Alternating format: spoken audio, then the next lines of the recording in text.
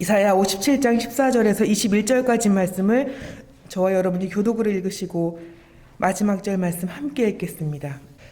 그가 말하기를 도두고 도두어 길을 수축하여 내 백성의 길에서 거치는 것을 제하여 버리라 하리라.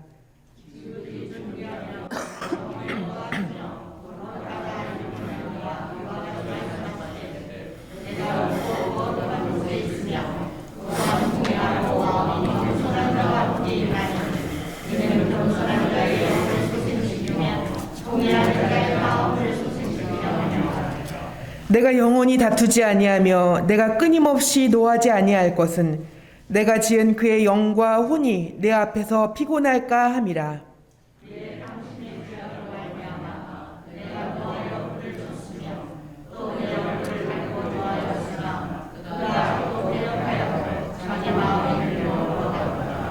내가 그의 길을 보았음즉 그를 고쳐줄 것이라. 그를 인도하며 그와 그를 슬퍼하는 자들에게 위로를 다시 얻게 하리라. 먼데 있는 자에게든지 가까운 데 있는 자에게든지 평강이 있을지어다. 평강이 있을지어다. 내가 그를 고치리라 하셨느니라. 그러나 악인은 평온함을 얻지 못하고 그 물이 진흙과 더러운 것을 늘 솟구쳐내는 요동하는 바다와 같으니라. 내 하나님의 말씀에 악인에게는 평강이 없다 하셨느니라. 아멘. 입술의 열매를 창조하시는 분이라는 제목으로 담임 목사님께서 말씀 선포해 주시겠습니다. 2022년의 하반기 첫 번째 주일입니다. 우리는 죄로부터 독립하고 하나님께는 철저히 복종할 줄 아는 사람이 되어야 하겠습니다.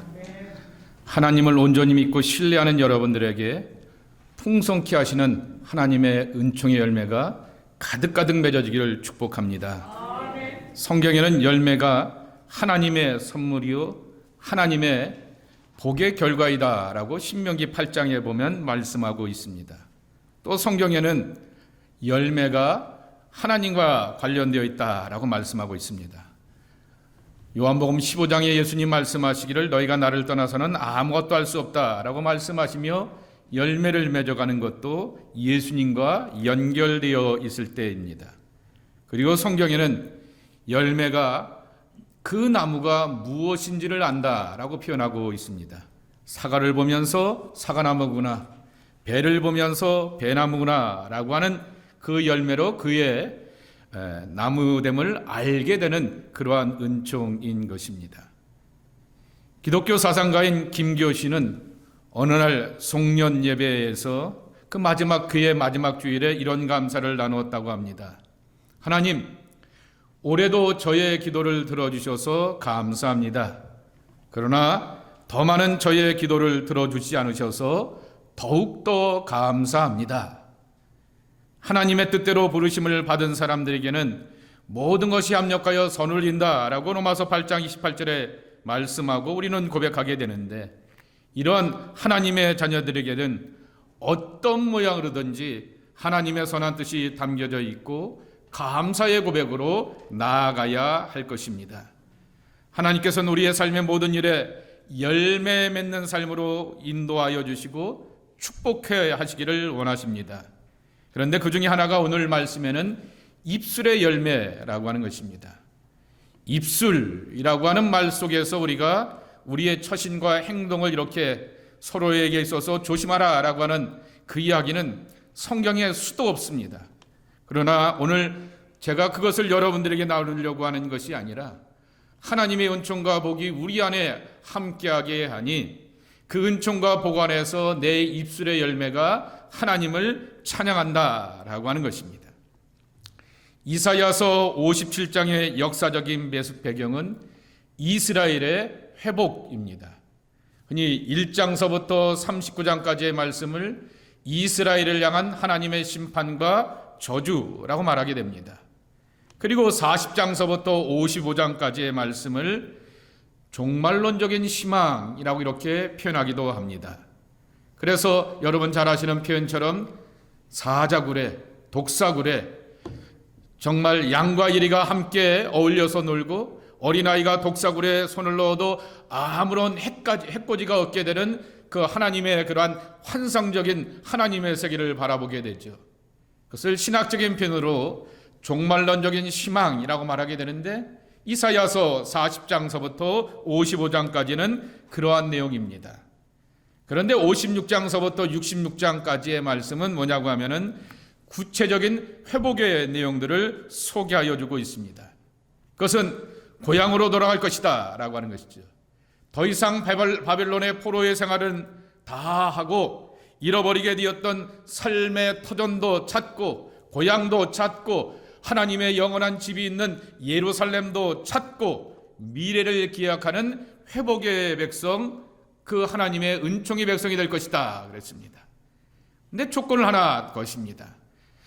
하나님의 인과의 관계 회복에서부터 이 회복이 들어온다라고 하는 것입니다. 그래서 제목들을, 주석들을 이렇게 보게 되면은 이사야서 57장의 말씀의 작은 제목 타이틀이 뭐냐라고 하면은 통회하는 자에게 주시는 하나님의 회복입니다. 스크린에도 나와 있는 것처럼 그런 말씀이죠. 여러분 3절을 보시게 되면은, 성경을 갖고 계신 분들은 보시면 굉장히 거칠 그러한 사나운 표현이 나오게 됩니다. 무당의 자식, 간음자와 음녀의 자식들아, 너희는 가까이 오라 그랬습니다. 아주 상극이죠. 무당의 자식, 간음하는 자, 음녀의 자식들이라고 이스라엘 백성들을 평가합니다.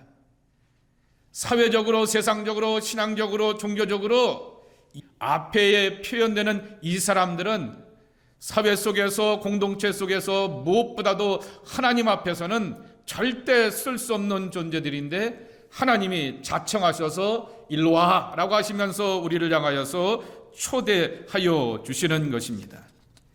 이스라엘의 불신앙을 지적하시면서도 지난날의 연약함과 완악함을 고백하며 하나님께 가까이 나아오게 될 때 회복의 하나님께서 놀라운 은혜와 사랑으로 함께 하셔서 마침내 우리의 영혼과 그리고 영혼의 깊은 것들이 입술의 고백과 열매로 맺을 것이다 라고 약속하여 주고 있는 것입니다. 첫 번째로 하나님은 회개하는 자들의 입술의 열매를 기뻐하십니다. 15절 말씀에도 있는 것처럼 지극히 존귀하며 영원히 거하시며 거룩하다 이름하는 이가 이같이 말씀하시되 내가 높고 거룩한 곳에 있으며 또한 통리하고 마음이 겸손한 자와 함께 있나니 그랬습니다. 여호와 하나님께서 통회하고 자복하는 자들과 함께 하시겠다 그랬습니다. 제가 읽는 영어 성경에 보게 되면은 dwell in, stay in이라고 이렇게 표현하고 있습니다. 머무른다, 거주한다, 그냥 같이 잠깐 있을게 하는 것이 아니라 함께 머물고 함께 거주하고 함께 살아주겠다라고 하는 그러한 말씀인 것입니다. 근데 여기서 중요한 것은 통회라고 하는 히브리어 다카라고 하는 말입니다. 그 말의 뜻은 회개한다라고 하는 당연한 그러한 뜻인데, 그것을 구체적으로 이렇게 보게 되었을 때는 잘 쪼개어진 어떤 물건입니다. 여기에 힌트가 있습니다. 이스라엘 백성들이 하나님 앞에 나갈 때 뭘 들고 나가죠? 빈손으로 가지 않습니다. 뭘 들고 나가죠? 재물을 갖고 나가게 되죠. 재물을 어떻게 합니까? 반드시 쪼개고 각을 떠서 하나님 앞에 재물 되어 나가는 것입니다. 결국 내가 하나님 앞에서 3절의 그 거칠은 표현처럼 연약하고 부끄럽고 정말 부족하지만은 통회에 자복하여서 하나님 앞에서 잘 쪼개어진 회개의 제물로서 하나님 앞에 나갈 때 하나님은 그것을 온전히 받아주시어서 또한 하나님의 은총으로 우리를 받아주시고 우리와 함께하여 주신다라고 하는 것입니다. 여기서 주목할 것은 이스라엘의 통일을 받아주시는 하나님의 자리입니다. 그분은 당신 자신을 이렇게 소개하게 됩니다. 지극히 존귀하며 영원히 거하시며 거룩하다 이름하는 분 그랬습니다. 그리고 내가 높고 거룩한 곳에 있으며 라고 말하게 됩니다. 하나님이 높고 거룩해지면 거룩해질수록 뭐를 경험하냐면은 나의 모자람을 경험하게 되고 나의 약함을 경험하게 되고 나의 자금을 경험하게 되는 것입니다. 이런 높으신 곳에 계신 하나님을 바라보니 자신의 무기력과 무가치를 깨닫게 되고 스스로의 겸손의 마음가짐을 가지고서 내 삶을 되돌아보게 되는 것입니다. 이 모습은 실제로 이사야 선지자가 개인의 위기와 진로의 고민 앞에서 스랍들 가운데 계시게 되었던 영광의 하나님을 만났을 때의 경험과 같습니다. 이사야서 6장 2절 3절 말씀에 보게 되면은 스랍들이 모시고 섰는데 각기 6날개가 있어 그 둘로는 자기 얼굴을 가리었고 그 둘로는 자기의 발을 가리었고 그 둘로는 날며 서로 불러 이르되 거룩하다 거룩하다 거룩하다 만군의 여호와여 그의 영광이 온 땅에 충만하도다 하니라 그랬습니다. 그러면 여러분 잘 아시는 것처럼 화로다 나요 내가 망하게 되었도다 그랬습니다. 내가 보이는 거죠. 자칭 선지자라고 말하게 되었던 이사야, 자칭 왕궁에서 활동하게 되었던 엘리트 선지자 이사야가 하나님 앞에 서게 되었더니 망할 존재로 밖에 보이지 않는 무기력과 연약함을 스스로 경험하게 되는 것입니다. 진정한 통회와 자복은 영광의 하나님 앞에서 자신의 무가치함, 볼품없음을 경험하는 것입니다. 그런데 중요한 것은 여기서 다 끝나는 것이 아니다라고 하는 것입니다. 왜 세례 요한이나 예수님께서는 이스라엘이 굉장히 희망을 갖고 메시아를 기다렸습니다. 정치적인 희망을 가지고서 경제적인 회복을 희망하면서 메시아를 기다리게 되었던 그들을 향하여서 메시아가 내 뒤에 오신다라고 세례 요한이 선포하며 내가 메시아다라고 예수님께서 선포하였을 수 있음에도 불구하고 그렇게 선포하지 아니하고 회개하라 라고 하는 말씀을 이렇게 선포하셨을까입니다. 지쳐있는 이스라엘 백성들을 향하여서 따뜻한 위로의 메시지를 전할 수 있음에도 불구하고 마가복음 1장 5절 말씀에 보게 되면은 온 유다 지방과 예루살렘 사람들이 다 나와 자기 죄를 회복하고 요단강 앞에서 세례 요한이 베풀어 주게 되었던 세례를 받았다라고 말하게 됩니다. 세례 요한이나 예수님은 다 죄에 초점을 맞추고 정조준하여서 선포하였습니다. 우리의 성경이 전하고자 하는 분명한 인간에 대한 핵심을 놓치지 말아야 할 것입니다. 망가진 세상 가운데서 정치적이고 경제적인 희망을 기다려보게 되는데 이 모든 것의 원인은 죄 가운데 있다라고 하는 것입니다.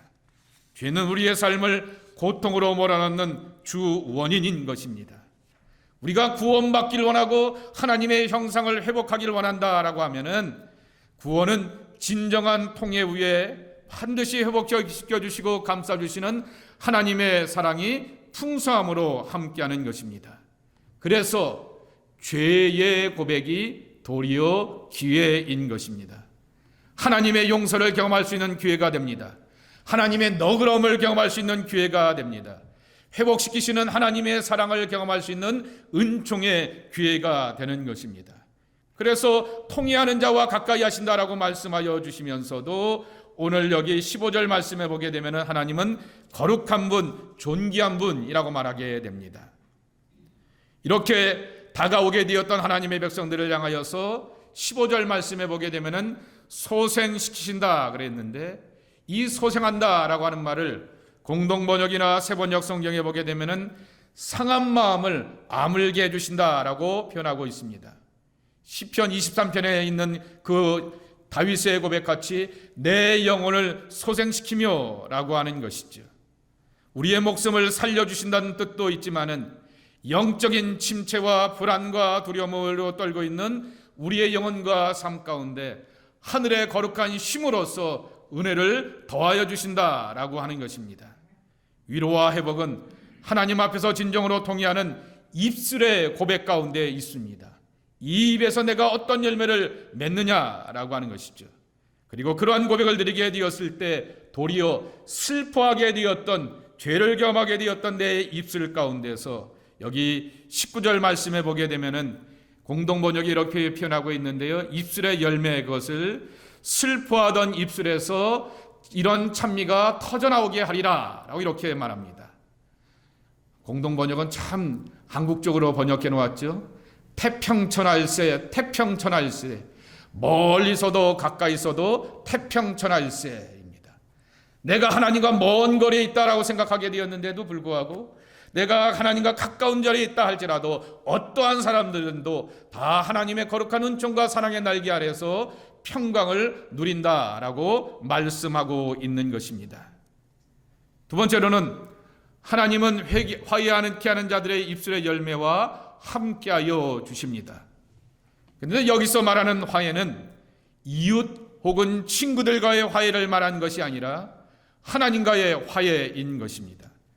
고린도후서 5장 20절에 이렇게 말씀하고 있지 않습니까? 너희는 먼저 하나님과 화목하라 라고 말씀하여 주셨습니다. 고린도후서 5장 17절에 보게 되면 그리스도 안에서 우리는 새로운 피조물이라 이전 것은 지나갔으니 보라 새 것이 되었도다 라고 말씀하여 주셨고, 우리에게 화목하는 그러한 직분과 능력을 주셔서 가정에서 화목하고 교회 공동체에서 화목하고 이웃들과의 만남 가운데서 화목해야 되는데, 그것들 다 떠나서 먼저 하나님과 화목하는 것이 힘이요 원동력이요 그리스도 안에서 하나님과 화목할 줄 아는 그러한 경험이 쌓이게 되었을 때 세상을 향하여서 화목의 제사장으로 나갈 수가 있다라고 하는 것입니다. 이와 같은 영적인 질서가 잘 세워졌지만 우리는 세상과 그리고 이웃과 더불어서 화평을 만들어갈 수가 있는 것입니다. 팬데믹의 어려운 삶 가운데서 이민자로서 고단한 삶의 여정 가운데서 자기 화해를 하지 못하게 되고 스스로를 어둠의 동굴로 몰고 가는 사람들이 있는 것을 보게 됩니다. 자기 화해라고 하는 것이죠. 스스로에 대해서 자책하기도 하고 스스로에 대해서 절망합니다. 당연한 것 아니겠습니까?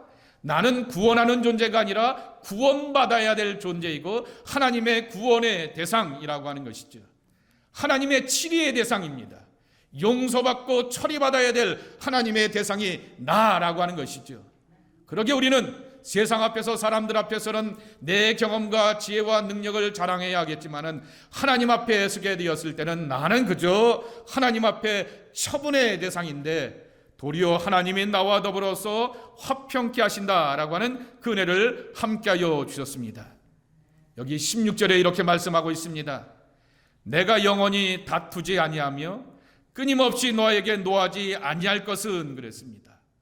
하나님이 여러분과 저를 향하여서 따져 물고 들어가게 되면은 얼마나 우리가 창피하고 부끄럽습니까? 그런데 하나님은 우리를 향하여서 다투지 아니하겠다라고 이렇게 말씀하고 있는 것입니다. 하나님은 인간들과 다투기를 기뻐하시지 않는 하나님이라 말하게 됩니다. 기독교 신앙의 가장 축복 가운데 큰 축복은 다가오시는 하나님이라고 하는 것입니다. 한번 따라해 보실까요? 다가오시는 하나님. 하나님이 저 위에 높고 거룩한 곳에 멀리 계신 그 하나님이 아니라 내게 다가오시는 하나님이라고 하는 것입니다. 그래서 제가 표현 하나 만들어 보았습니다. The coming God toward us입니다. 우리를 향하여서 나를 향하여서 다가오시는 하나님입니다. 또 하나 이렇게 만들어 보았습니다.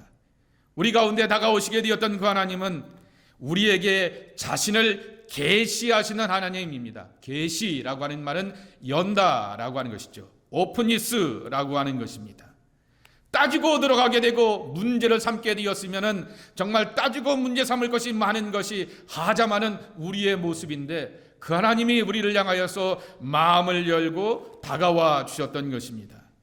누가복음 15장에 나오게 되었던 예수님이 소개하게 되었던 탕자의 아버지는 작은 아들은 아버지를 향하여서 마음의 상처를 긁고 분란을 만들고 집안을 풍지박사를 만들게 되었지만은 이 아들을 향하여서 동네 밖에서 기다리시는 아버지로 소개하여 주고 있는 것입니다. 다가오신 하나님의 친근간 거리 없음이 우리로 하여금 다시금 하나님의 사람이 되게 하시고 입술의 고백에 열매를 맺게 하시는 것입니다. 이런 하나님은 사람의 초대 앞에 자신을 열고 하나님과 함께한 자들에게 먼 데 있는 자들이나 가까운 데 있는 자들에게 평강이 있을지어다 라고 하는 화목을 말씀하여 주었습니다. 세 번째로는 하나님은 고침받은 자들의 입술의 찬송을 통하여서 기뻐하신다라고 하는 것입니다. 여기 19절에 나오게 되면은 입술의 열매 가운데서 뭐가 나오냐라고 하면은 평강인 것입니다. 19절에 나오는 평강, 여러분이 잘 아시는 샬롬인 것입니다. 그것은 여기 스크린에도 나와 있는 것처럼 하나님께서 우리 안에 계셔서 거룩한 은총으로 함께 하시는 내적 평안인 것입니다. 구약 성경에서 이스라엘 백성들은 샬롬을 기다리게 되었습니다. 누굴 통하여? 당연히 메시아를 통하여죠. 그런데 착각을 하게 되었던 것이죠. 다윗의 영광, 다윗의 권력, 다윗의 칼과 창을 가지고서 샬롬을 만들어 보겠다라고 하는 것이 이스라엘의 착각이었습니다. 예수님 시대도 착각한 무리들이 있었습니다. 로마인 것입니다. 로마가 칼과 창으로서 온 땅을 점령하면서 번영된 문화를 만들어주게 되오니 얼마나 화평한고 말하게 되지만은 우리는 그것이 진정한 평안이 아닌 것을 예수님의 반복되는 성결교를 통하여서 알고 있는 것이죠. 화평케 하는 자가 복이 있다라고 말하게 되었을 때 그 화평은 하나님께서 우리 안에 계셔서 거룩한 은총으로 함께 해주시게 되었던 내면의 평강이라고 하는 것입니다. 예수님께서 말씀하신 평강을 너희에게 주노니 곧 나의 평강을 너희에게 주노라. 내가 너희에게 주는 것은 노마와 같이 세상에 주는 것이 아니니라. 너희는 마음에 근심하지도 말고 두려워하지도 말라라고 하는 내면의 평강인 것입니다. 육신의 연약함은 마음의 약함으로 나타나게 됩니다. 또 마음의 약함은 삶의 담대함을 잃어버리게 되고 내가 내 삶에 대하여서 확신을 잃어버리는 삶으로 내몰아가게 되면서 세상의 크고 작은 풍파 가운데서 흔들려 버리게 되는 것입니다. 그러기에 우리에게는 샬롬, 하나님의 평강이 필요합니다. 그런데 이 샬롬이라고 하는 말은 컴플리트라고 하는 것이죠. 컴플리테이션이라고 하는 것입니다. 완전 성취라고 하는 것이고 비필드입니다. 꽉 차 있는 것입니다. 완전하고 꽉 찬 하나님의 샬롬이 우리에게 필요한 것입니다. 신구약 성경에는 샬롬에 대하여서 무려 25가지의 모습을 소개하여 주고 있는데요. 질서도 되고요, 조화도 되고요, 정의로움도 되고요, 이웃과 더불어서 화목도 되고요, 그리고 내적 평안이라고 하는 것입니다. 다 하나님께로부터 오게 되는 완전한 평강이라고 하는 것입니다. 오늘 설교 제목에 19절에 나오게 되는 입술의 열매를 창조하는 자라고 하는 그 풀이가 사실은 어디에 있냐라고 하면은 히브리서 13장 15절 말씀에 있게 됩니다. 자, 우리 스크린에 있는 15장에 있는 13장 15절에 있는 말씀 함께 읽겠습니다. 시작.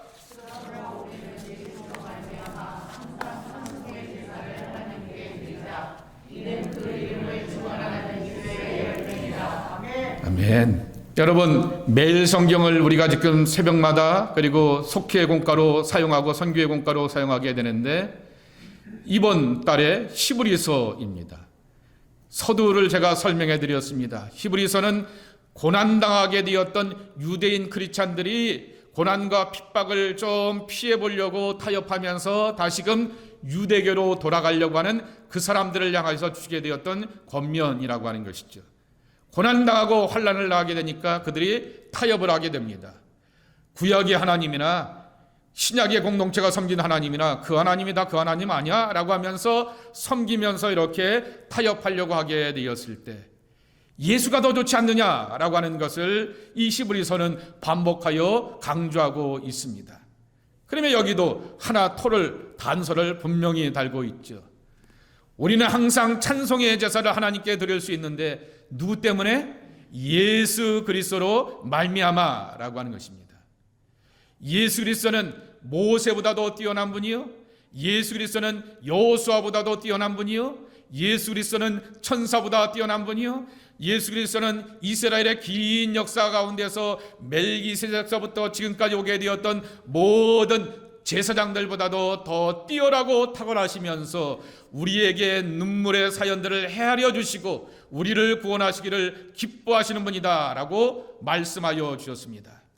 하나님의 아들이심에도 불구하고 자청하셔서 고난당하셨고 조롱받으시면서 고난과 조롱을 이겨내시는 부활과 승리를 경험하실 뿐만 아니라 자기 백성들이 이 땅에서 당하게 되었던 고난과 눈물과 상처에 대하여서 어느 누구보다도 헤아려 보시는 분이었고 죽음도 경험하시게 되면서 인생의 죽을 고비와 아픔도 헤아리시는 분이 우리의 메시아 예수님이다 라고 말하게 됩니다. 그런데 우리는 그 예수 그리스도로 말미암아 항상 한 찬송의 제사를 하나님께 드리며 나간다 그랬습니다. 근데 사실 그 앞에 13절 14절 말씀해 보게 되면은 히브리서가 뭐를 강조하고 있냐 하면은 교인들을 향하여서 영문 밖으로 나아가자 그랬습니다. 이 성전에만 머물게 되고 우리끼리 머물게 되었을 때 평안이 있어서 서로 위로가 되고 격려가 되고 형제님 자매님 내가 너를 위해서 기도할게 하나님의 사랑 이거야 라고 하면서 힘을 얻게 되지만은 영문 밖으로 나가게 되면은 핍박이 기다리고 있습니다. 영문 밖으로 나가게 되면은 많은 환난과 어려움이 기다리고 있음에도 불구하고 감히 영문 밖으로 나갈 수가 있는 것은 그리스도의 사랑과 위로가 내적으로 충만하기 때문에 고난과 연약함이 기다리고 있는 영문 밖으로 나갈 수 있는 그 힘은 예수님 때문이다 라고 이렇게 선포하고 있는 것입니다. 임마누엘의 은총 아래 우리는 주님과 살고 있습니다. 그리고 그 주님으로 말미암아 항상 찬송의 기쁜 제사를 하나님 앞에 올려드릴 수 있고 내 입의 열매를 통하여서 하나님의 선하심을 함께 나눌 수가 있는 것입니다. 이와 같은 믿음의 은총으로 살아가는 주의 사람들이 저와 여러분의 모습이 되기를 예수님의 이름으로 간절히 축복합니다. 하나님 아버지 영문 밖으로 나가서 답답하고 어려운 세상살이의 삶이지만은 내 입술에 아름다운 열매를 창조하시는 창조주 하나님이 임마누엘의 은총으로 함께 해주시고 평강과 사랑으로 나를 지켜주시기에 감사와 기쁨의 찬송의 열매를 맺고 세상으로 나가기를 소망합니다. 주여 이와 같은 믿음의 고백을 맺어가는 하나님의 사람들이 저희들 모두가 되게 하여 주옵소서.